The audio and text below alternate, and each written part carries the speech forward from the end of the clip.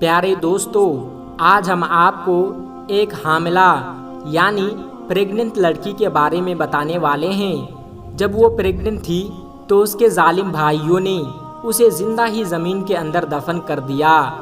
तो दोस्तों, उसके भाइयों ने उसे ज़मीन के अंदर क्यों दफना दिया था और उस प्रेग्नेंट लड़की के साथ क्या हुआ, आगे हम आपको वीडियो में बताएंगे।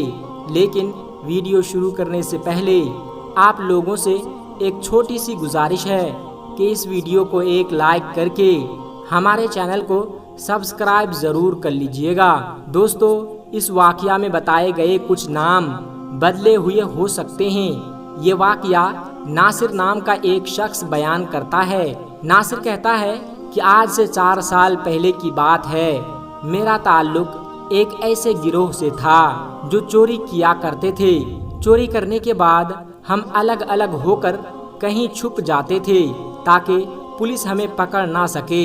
एक मर्तबा रात में किसी बैंक को लूटने के बाद मैं और मेरे साथी फौरन से फरार हो गए।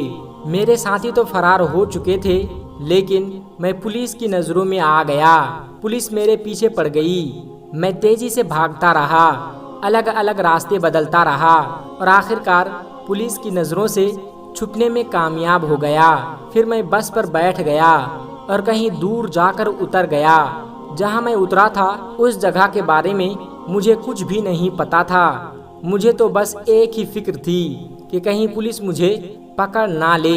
मैं जिस जगह उतरा था वो बिल्कुल सुनसान इलाका था। दूर दूर तक कोई घर नजर नहीं आ रहा था। सामने एक कब्रिस्तान था। मैं चलते चलते कब्रिस्तान तक पहुंच गया।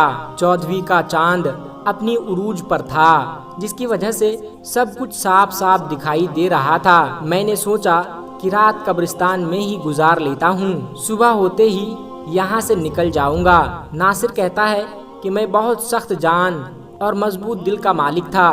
कभी भी मेरी ऐसी हालत नहीं हुई थी जैसी उस रात थी। उस रात मैंने फैसला कर लिया कि मैं आइंदा से कोई ऐसा काम नहीं करूंगा जहां जान के लाले पड़ जाए।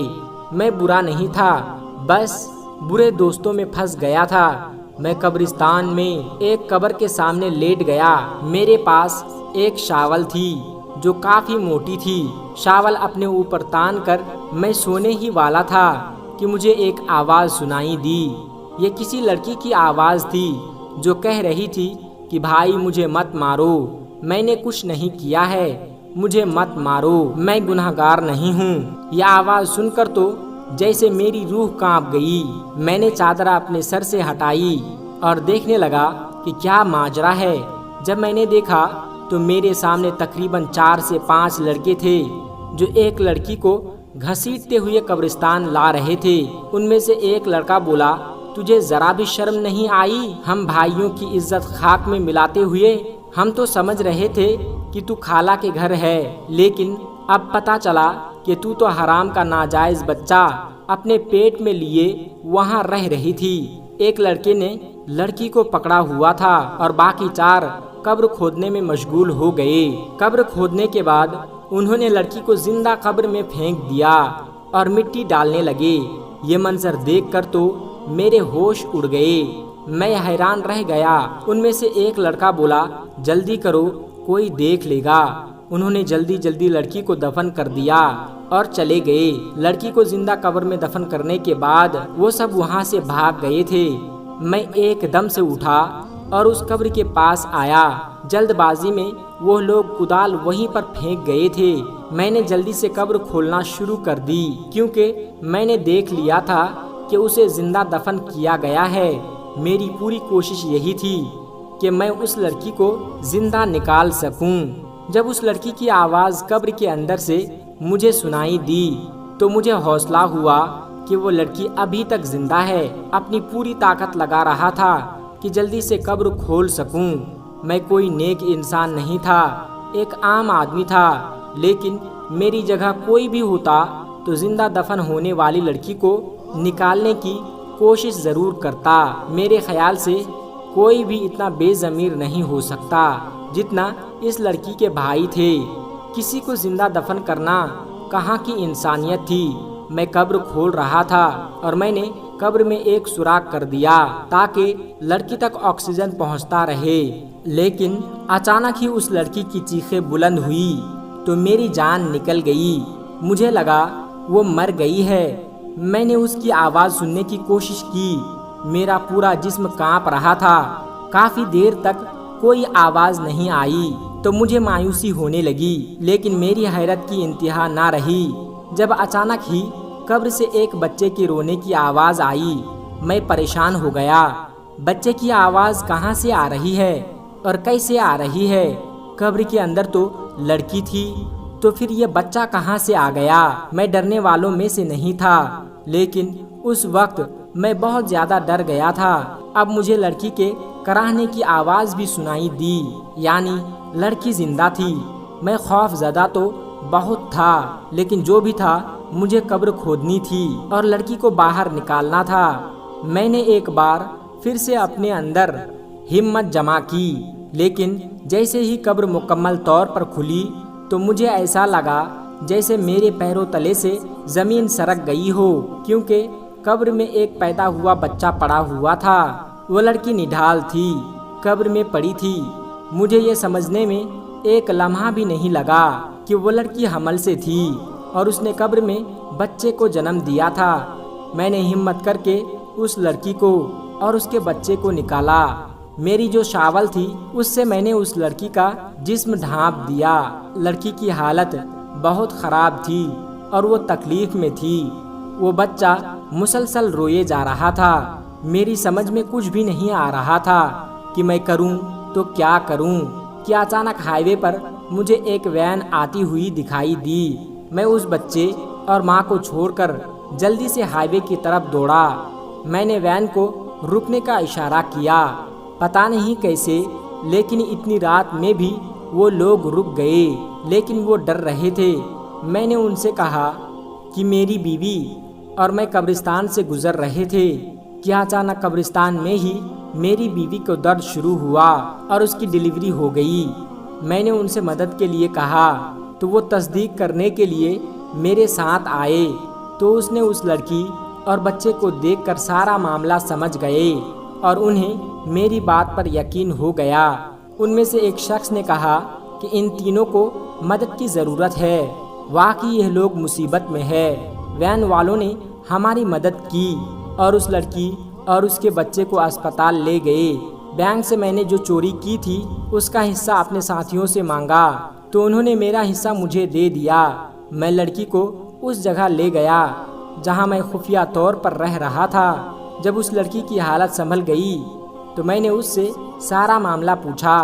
اس نے اپنی کہانی بتانی شروع کی اور بتایا کہ میرا نام سدرا ہے، میں ایک نیک لڑکی تھی۔ ایک دن اچانک کالج سے واپس آتے ہوئے ایک لڑکا میرے پیچھے لگ گیا اور اس نے مجھے ایک خط دیا جس میں لکھا تھا کہ وہ مجھ سے محبت کرتا ہے۔ اس کا نمبر بھی نیچے لکھا ہوا تھا۔ پہلے تو میں نے اسے انکار کر دیا، لیکن پتہ نہیں کیوں شیطان مجھے شاید ورگلا دیا تھا اور ایک کمزور لمحے کی زد میں آ کر میں نے اس کے موبائل میں کال کی اور یوں ہمارا رابطہ ہو گیا۔ پھر بات ملاقاتوں تک پہنچ گئی۔ میرے 4 بھائی تھے۔ جب وہ کام سے باہر جاتے تو میں اسے گھر پر بلا لیا کرتی تھی۔ گھر پر کوئی نہیں ہوتا تھا۔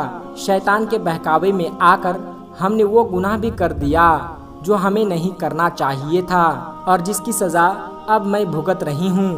جب اس لڑکے کا ناجائز اولاد میرے پیٹ میں پلنے لگا تو میں اس بات کا ذکر اپنی خالہ سے کیا۔ میری خالہ نے مجھے بہت باتیں سنائیں، لیکن انہیں اپنی عزت بچانی تھی، اس لیے وہ مجھے ڈاکٹر کے پاس لے گئی، لیکن پانی سر سے اوپر گزر چکا تھا۔ ڈاکٹر نے کہا کہ اب حمل ضائع نہیں ہو سکتا ورنہ لڑکی کی موت ہو جائے گی۔ میں نے اس لڑکے سے رابطہ کیا اور کہا کہ اپنا رشتہ میرے گھر بھیجے، تو اس نے کہا کہ یہ بچہ نہ جانے کس کا ہے اور میں اس پر الزام لگا رہی ہوں اور مجھ جیسی بدکردار لڑکی سے شادی نہیں کرے گا۔ اب معاملہ سنگین ہو چکا تھا۔ میری خالہ نے کہا کہ اگر تمہارے بھائیوں کو اس بات کا پتہ چل گیا تو تم جان سے جاؤ گی۔ خالہ نے میرے بھائیوں کو میری بیماری کی جھوٹی کہانی سنائی اور کہا کہ وہ مجھے اپنے ساتھ لے جا رہی ہے۔ میرے بھائیوں نے کہا کہ یہ ہمارا کھانا وغیرہ بناتی ہے، ہم کیسے اس کے بغیر گزارا کریں گے؟ ہم دن کو کام پر جاتے ہیں، پیچھے یہ گھر سنبھالتی ہے۔ خالہ نے کہا یہ بیمار ہے، تم لوگ شادی کر لو، اگر کام والی ہی چاہیے تو۔ نہ جانے میری خالہ کیسے میرے بھائیوں کو راضی کیا اور مجھے اپنے گھر لے کر آئی۔ خالہ کے گھر میں ان کی بیٹی اور بیٹا رہتے تھے، انہیں ساری کہانی مجبوراً سنانی پڑی۔ میں نے حمل کے 9 مہینے وہاں گزارے، لیکن جب میری ڈیلیوری کا وقت آیا تو اس دن میرے بھائی میری خالہ کے گھر پہنچ گئے اور انہیں نہ جانے کیسے خبر ہو گئی۔ وہ مجھے گھسیٹتے ہوئے واپس گھر لے آئے اور پھر یہاں قبرستان لے آئے اور مجھے زندہ دفن کر دیا۔ جب مجھے قبر کے اندر دفن کر دیا اور میرا دم گھٹنے لگا تو میں چلانے لگی اور میں اللہ پاک سے مدد مانگ رہی تھی۔ میں تکلیف میں رو رہی تھی، ایک طرف تو میرا دم گھٹ رہا تھا، دوسری طرف مجھے حمل کا درد شروع ہو گیا۔ میں نے سچے دل سے توبہ کی اور کبھی کوئی گناہ نہ کرنے کا ارادہ کیا اور اللہ پاک سے دعا مانگی۔ میں نے روزے رکھے، نماز پڑھی، تہجد پڑھی اور میں گمراہ ہو گئی۔ اے میرے رب، مجھے آخری موقع دے دے، مجھے اس قبر سے نکال دے۔ میں ساری زندگی کوئی گناہ نہیں کروں گی۔ اگر میری کوئی نیکی تجھے پسند ہو تو اس کے بدلے مجھے آج یہاں سے نکال دے۔ میں جانتی تھی کہ آدھی رات کو قبرستان میں کوئی بھی نہیں مجھے بچانے آئے گا، لیکن کچھ وقت اللہ پاک کو میں نے دل سے پکارا تھا۔ میرا یقین کامل تھا ان لوگوں نے قبر میں زیادہ مٹی نہیں ڈالی تھی۔ جس کے بعد تم آ گئے، تم نے پہلی کوشش میں ہی میرے لیے ہوا کا راستہ کھول دیا۔ ایک پل کو مجھے لگا کہ میرے بھائی واپس آ گئے مجھے نکالنے کے لیے، کیونکہ ان کے سوا قبرستان میں اس وقت کوئی بھی نہیں تھا۔ لیکن پھر میرا دماغ کام کرنا چھوڑ دیا، کیونکہ بچے کی پیدائش کا وقت آ گیا تھا۔ کتنی عجیب بات ہے، میں یہ سوچ کر حیران ہوں کہ میرا بچہ کیسا بچہ ہے جس نے اپنی پہلی سانس قبر کے اندر لی۔ لوگ دنیا میں آتے ہیں اور اپنی آخری سانس کو پورا کرنے کے بعد قبر میں جاتے ہیں، لیکن اس بچے کی زندگی کی شروعات انوکھی تھی، جس نے زندگی کی پہلی سانس قبر کے اندر لی تھی۔ میں نے اللہ پاک سے وعدہ کیا کہ میں کوئی گناہ نہیں کروں گی اور اپنے تمام گناہوں کی معافی مانگتی ہوں۔ ہم اپنے رب کو بھلا دیتے ہیں، گناہوں میں لگ جاتے ہیں، لیکن وہ ہمیں نہیں بھولتا۔ تہجد گزار لڑکی تھی، وہ عبادت کیا کرتی تھی، لیکن میں بہک گئی اور اپنے رب کو بھول بیٹھی تھی۔ لیکن دیکھو تو صحیح، اللہ پاک نے کس طریقے سے میری مدد کی، اور آج میں سوچ رہی ہوں کہ کیسے میں نے اپنے اتنے مہربان رب کی نافرمانی کی تھی، اس شخص کے خاطر جو بدکار کا الزام لگا کر مجھے بیچ راہ پر چھوڑ گیا۔ ناصر کہتا ہے کہ سدرا اپنی کہانی سن کر پھوٹ پھوٹ کر رونے لگی، تو میں بھی سوچ میں پڑ گیا کہ یہ تمام واقعہ میرے لیے بھی بہت ہی عبرتناک تھا، میں بھی اس واقعہ کا حصہ تھا۔ اسی وقت میں نے بھی گناہوں سے توبہ کر لی اور سدرا سے شادی کا فیصلہ کر لیا۔ سدرا سے شادی صرف میں نے اللہ پاک کو راضی کرنے کے لیے کیا، تاکہ اللہ پاک میرے گناہ معاف کر دے۔ آج میں علم رکھنے والا بندہ ہوں، میں نے اسلام کے بارے میں بہت کچھ جانا اور میری بیوی عورتوں کو درس دیتی ہے اور ہم خوشحال زندگی گزار رہے ہیں۔ آج محسوس ہوتا ہے کہ زندگی میں ہر طرف نور ہی نور آ گیا۔ تو دوستو، آج کی ویڈیو میں بس اتنا ہی، ملتے ہیں پھر ایک نئی ویڈیو کے ساتھ۔ تب تک کے لیے السلام علیکم ورحمۃ اللہ وبرکاتہ۔